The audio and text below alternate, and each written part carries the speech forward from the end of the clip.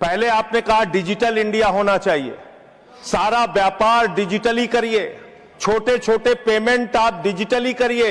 प्रधानमंत्री जी गर्व से कहते हैं वो चाय वाले हैं, लेकिन इस बिल के माध्यम से चाय वाला, सब्जी वाला, समोसे वाला, ठेले वाला, ऑटो वाला, टैक्सी वाला, रिक्शा वाला, सबका व्यापार आप चौपट कर रहे हैं। क्या कह रहे हैं आप इस बिल के अंदर?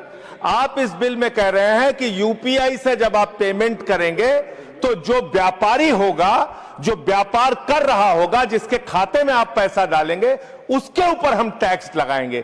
क्यों लगाएंगे आप टैक्स? छोटे छोटे व्यापार, सब्जी वाले पे, चाय वाले पे आप अतिरिक्त भार डालने जा रहे हैं। और देश के, अगर मान लीजिए आप उनके ऊपर भार डालने जा रहे हैं, वो किसी उपभोक्ता का रिश्तेदार तो है नहीं मान्यवर, घुमा फिरा के वो अपने सामानों का दाम बढ़ाएगा, जिसका खामियाजा लोगों को भुगतना पड़ेगा, जिनके ऊपर टैक्स के बढ़ने के कारण महंगाई बढ़ेगी। तो ये दो तरह से मार करने वाला टैक्स है, नंबर एक। दूसरी बात, ये बिल लाया किन परिस्थितियों में गया है, ये देश को जानना जरूरी है।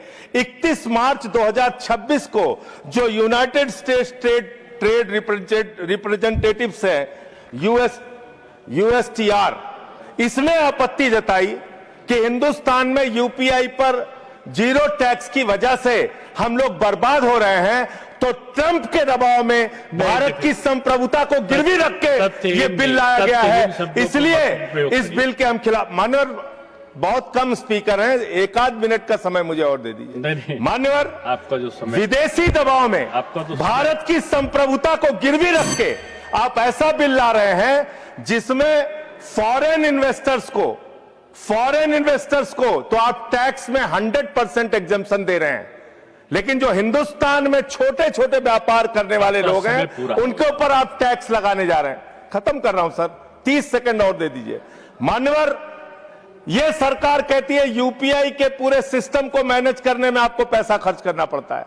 अरे भैया, 27,000 करोड़ रुपए तो आपने सिर्फ मिनिमम बैलेंस चार्जेस के नाम पे 2 साल में देश के करोड़ों उपभोक्ताओं से ले लिया। तो इसलिए मैं आपके माध्यम से कहना चाहता हूं सरकार से, ये बिल इस देश के आम आदमी के खिलाफ है, छोटे व्यापारियों के खिलाफ है। इस बिल के विरोध में अपनी बात कहते हुए अनुरोध करूंगा कि इसको वापस लिया जाए। माननीय श्रीमती महुआ